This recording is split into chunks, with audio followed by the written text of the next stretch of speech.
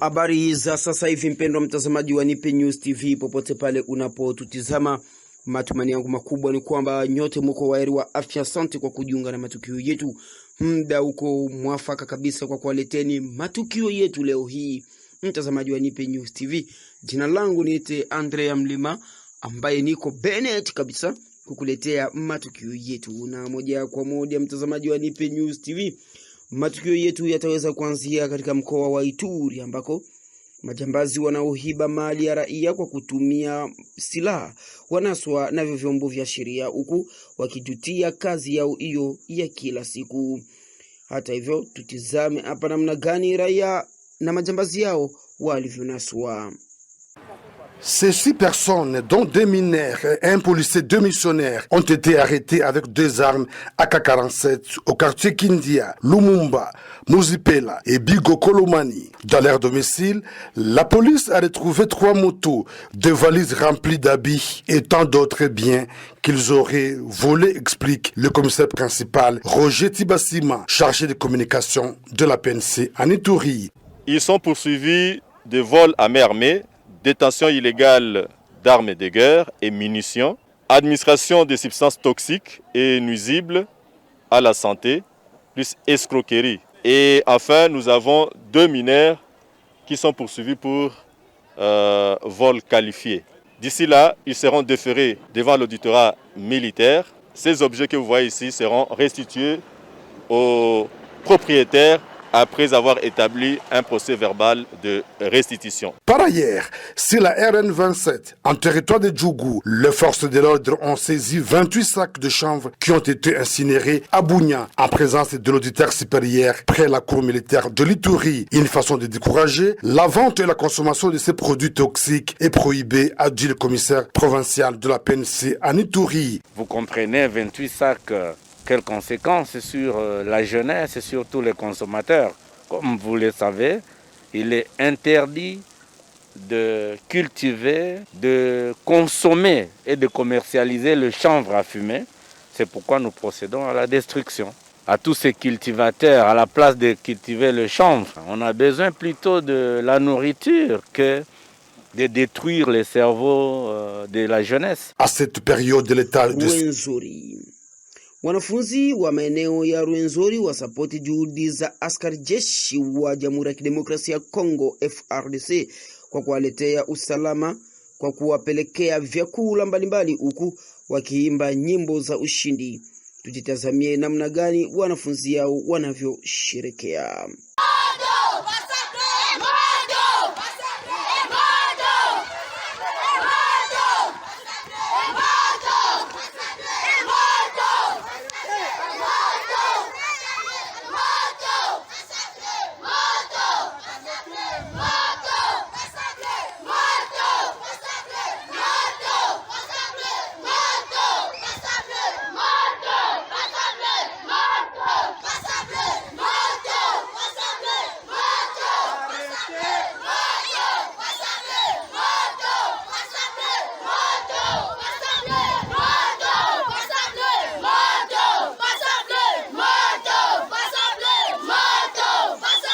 Na tujelekeze hapo Moba, jimboni Tanganyika, ambako mzee mzima ashikwa na askari akihiba raia maskini kwa kutumia bunduki katika jiji hilo la Moba.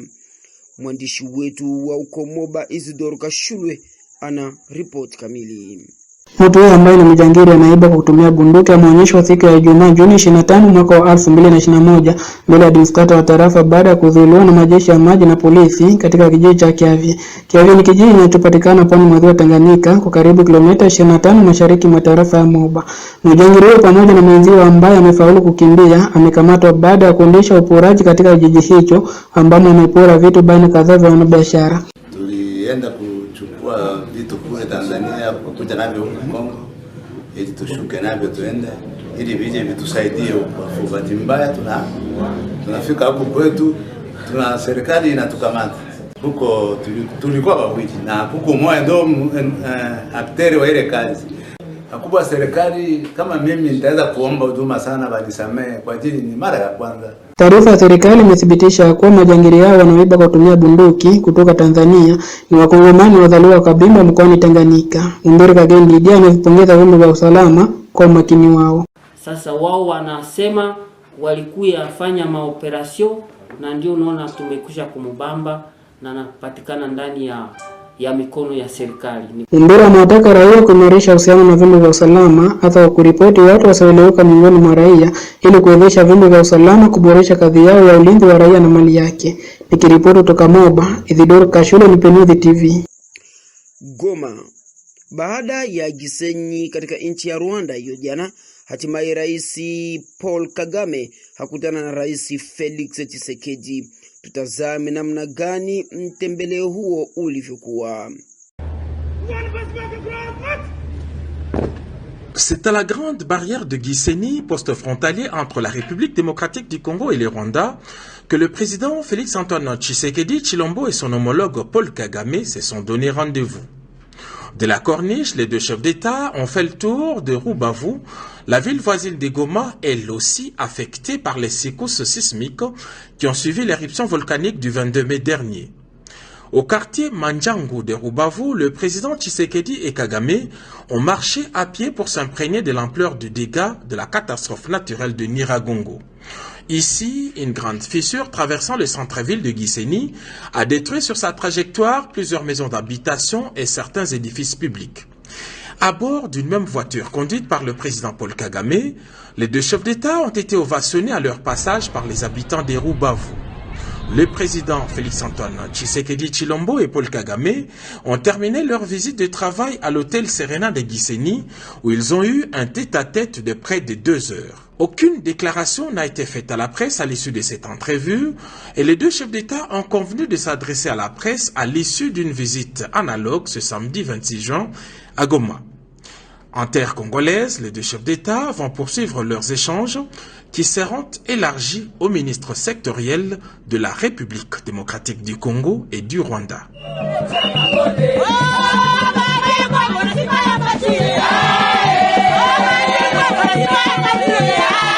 Salia hapo Goma, balozi wa Marekani hatembelea maeneo hayo ya Goma huku hakilenga kusaidia kuleta amani mkoani Kivu ya Kaskazini. Les États-Unis d'Amérique sont prêts à accompagner l'état de siège décrété il y a peu par le président de la République dans la province du Nord-Kivu et celle de l'Ituri. L'assurance a été confirmée au gouverneur militaire du Nord-Kivu par l'ambassadeur de ce pays de l'oncle Sam au Congo démocratique, cours d'une audience au gouvernorat du Nord-Kivu. Occasion pour le lieutenant-général Constant Dima de brosser brièvement l'état d'avancement des opérations militaires amorcées en milieu rural contre les groupes armés, avec comme conséquence plusieurs munitions récupérées, d'autres éléments anéantis par le FARDC, sans oublier une centaine d'éléments des groupes armés qui ont déposé les armes avant de se rendre au FARDC. Côté des États-Unis, pour soutenir les efforts que le président de la République démocratique du Congo a lancés pour avancer dans la question de sécurité dans l'Est. Le peuple de l'Est a souffert beaucoup. Et c'est très important d'améliorer la situation sécuritaire. Il y a des groupes armés, il y a des terroristes comme le CDF, et c'est nécessaire de faire quelque chose. Na tumalizie matangazo yetu na ripoti ya mafia katika jeshi la Jamhuri ya Kidemokrasia ya Kongo. Mwanahabari wetu Musekedide Molelwa kutoka Beni ametuletea ripoti hiyo kwenye mahojiano walioifanya na Bin Omar kutoka New York, USA. Ndugu Dide, tumeona Rais Felix Tshisekedi ameongea kwamba amegundua mafia nyingi sana katika jeshi la Kongo, huku maafisa watatu ambao wanahusika kuandika majina ya askari ama kupokeza askari ambao hata hawapatikani katika kijeshi hapo Ituri na Beni, Nord Kivu kwa ujumla. Ndugu, lazima ni kukumbusha kwanza kwamba kabla hayo yatokee kulikuwa hali ya sintofahamu iliyoshuhudiwa ndani ya jeshi, kwa kuwa kuna ujumbe ambao ulitumwa, iwe wabunge iwe wa taasisi mbalimbali za serikali katika maeneo haya ya mashariki, nafasi ambako kuna shuhudiwa machafuko mengi sana, haswa mauaji ya kila leo tangu mwaka wa 2014 kufikia sasa, ni kwamba watu wameuawa wengi sana katika maeneo haya. Sasa kuna watu ambao wametumwa kwa ajili ya kuchunguza, haswa kufuatilia jinsi gani jeshi linafanya kazi, lakini ikaonekana kwamba kuna idadi ya askari inayotajwa na ambao ripoti zinakwenda kwa rais wa nchi kwamba askari ambao wametumwa maeneo haya kwa ajili ya kupiganisha hao waasi wa Allied Democratic Forces ambao ndio waasi wa Uganda wanaojulikana kama vile ADF, ni askari 21,000. Naona ndio ambao wametumwa sehemu hizi. Lakini wakati alipofanya ziarani maeneo haya, rais mwenyewe wa nchi, na ndiko ambao angali bado wanapatikana, amegundua kwamba idadi au takwimu ambayo ilikuwa ikitolewa ilikuwa ni tofauti kabisa na ukweli wa mambo. Mwenyewe akagundua kwamba huenda ikawa ni moja wa sababu zilizopelekea vita visiendelee. Na kabla ya kufikia hapa, ni apatao miezi mitatu hivi, ikiwa si mbili, itafahamika kwamba kuna maafisa wa jeshi wamoja ambao waliweza kukamatwa wakiwa na uhusiano wa karibu na waasi, ikiwa walikamatwa wakiwa wenye kuwapelekea baadhi ya zana za kivita pamoja na sare za askari hao. Hivyo kesi yao inaendelea, lakini sisi ambao ni raia wa kawaida hatuelewi wala hatufahamu pale ambako uchunguzi unafikia. Na ni mara rais mwenyewe alipowasili sehemu hizi ndipo amegundua kwamba kuna mambo yasiyoendeka na magendo yanayofanywa ndani ya jeshi. Na mfano ule dhahiri ni wa hivi majuzi katika mkoa wa Ituri huko Bunia, nafasi ambako maafisa 3 wa ngazi juu, kuna luteni kanali mmoja, kuna meja na afisa mwingine ambao walishikwa. Kushikwa kwao ni kwamba tangu ilipotangazwa serikali ya dharura au kuzingirwa kwa mikoa miwili, mkoa wa Kivu Kaskazini na ule mkoa wa Ituri, ni kwamba kuna mabadiliko mengi yanaonekana. Utakumbuka katika mkoa wa Kivu Kaskazini kwa mfano, utakuta kwamba mauaji ni kama vile yanavyosimamishwa, licha ya kwamba inaweza ikaripotiwa katika maeneo ya kandokando. Na pamoja na hayo, huko mkoani Ituri, licha ya kwamba kuna mauaji yanayoendelea, lakini kama vile tu kuwaotea askari, kuwaotea wakaaji, kuwaotea wale watu ambao wanajikusanya mahali pamoja, bila kusema kwamba ni mapambano ya moja kwa moja ya askari na waasi. Ndio kusema kwamba hao ambao walishikwa mkoani Ituri ambao ni maafisa 3, ilionekana kwamba waliwaingiza tangu kutangazwa kwa serikali ya dharura, ni kwamba waliongeza idadi ya askari kwenye uwanja wa mapambano, idadi ambao haifahamiki hada na ngazi juu. Sasa hiyo ikaonekana kwamba wale nao maafisa wameongeza idadi ya watu ili malipo au pesa ambao watakuwa wakitumiwa zinaingia ndani ya mifuko yao wenyewe pasipo kufikia wale askari wanaopatikana kwenye mapambano ambao wanajulikana rasmi na ngazi za juu. Hiyo ndiyo hali iliyopo. Rais Felix Tshisekedi, kulingana na mafia ama kimagendo anaona katika jeshi, amejaribu kurekebisha mambo, na ni muda gani anatarajia kukaa hapo Kivu ya Kaskazini? Kile utakachokifahamu ni kwamba hayo ni masuala ya jeshi, na masuala ya jeshi sio rahisi kuwekwa hadharani. Na amene kwamba rais kama alivyotangaza mwenyewe akiwa mjini Bunia huko mkoani Ituri kwamba kuna hatua zitakazochukuliwa. Labda tayari wahusika wameanza kufuatilia kwa mahakama ya kijeshi, na amini kwamba hao watakuwa wakifanya kazi yao. Ila kwa sasa kusema kwamba mambo yatawekwa hadharani, hata kwa vile ni mambo ya siri ya kijeshi, sio jambo lilo rahisi kwa raia wa kawaida, hata sisi watangazaji wa habari kuweza kuyazungumzia mapema. Tumeona Rais Felix Tshisekedi akielekea Rwanda, na hiyo ni safari nyingi sana ambazo amefanya. Hatujui ni kitu gani kinaendelea kati ya mawasiliano ya Felix na Kagame, na wakati tunafahamu kwamba ama kila mkongomani anafahamu kwamba Rwanda ndo mojawapo ya nchi ambayo inasapoti mahadui wa Kongo. Ni lengo gani ama ni kitu gani kinafanya Rais Felix Tshisekedi kuwa pamoja sana na Kagame?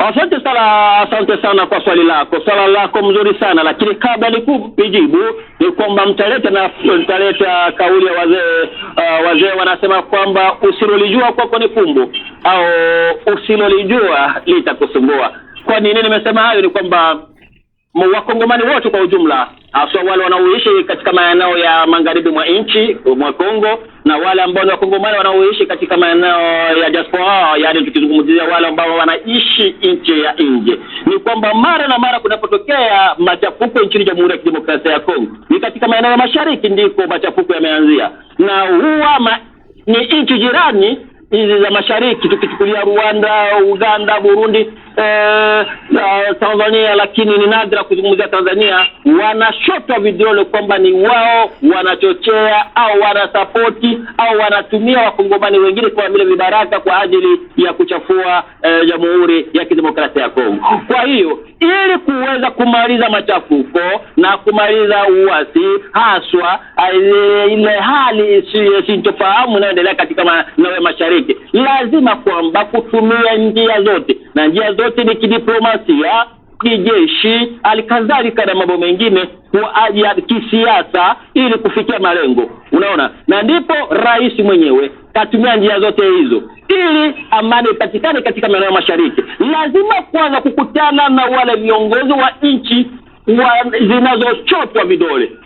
Tukichukulia Rwanda, Burundi, Uganda, ni vigumu kumaliza vita ikiwa hao adui au waasi wanajificha katika zile nchi majirani. Tukichukulia hizo zinazotajwa Rwanda, Burundi, Uganda, na ikiwa kidiplomasia, kisiasa, kijeshi kunakuwa uhusiano wa nchi hizo, ni rahisi sana kufaulu kumaliza matatizo yanayotokea mara na mara katika maeneo ya mashariki. Kwa hiyo lazima niweze kukumbusha na kuangazia watazamaji wetu wa Nipe News TV, wakongomani wetu wanaoishi katika nchi za kigeni na wale wanaoishi katika maeneo ya magharibi mwa nchi, kwamba bila shaka hatua ambayo amepiga rais wa Jamhuri ya Kidemokrasia ya Kongo Felix Tshisekedi Tshilombo ni hatua kubwa, hatua muhimu ambayo inaweza kufikisha watu labda kwa kupata amani, kwa kuwa mikataba ambayo inasainiwa hivi sasa ni mikataba kwanza ya amani, usalama na ujirani mwema,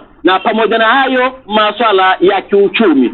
Utakumbuka kwamba hilo litasaidia zaidi sana, kwa kuwa zile nchi ambazo baada ya kusaini mikataba iliyo hadhara au ya hadharani, watafanya kila wezalo wenyewe kwanza kupiganisha yale makundi yanayokimbilia kwao kwa ajili ya kukuja kusumbua nchi ya Kongo, iwe Rwanda, iwe Burundi, iwe Uganda.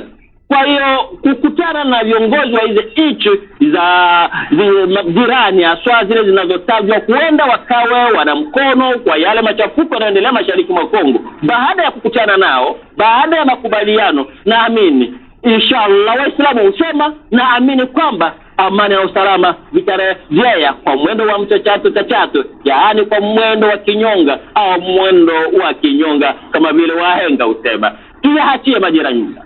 Asante sana ndugu Dide, asante. Tumeshukuru sana kwa kutuletea mwangaza katika mzunguko wa rais wa Kongo Felix Tshisekedi anaofanya eneo hizo za mashariki ya Kongo. Asante sana, tuamini kwamba utaendelea kutupasha.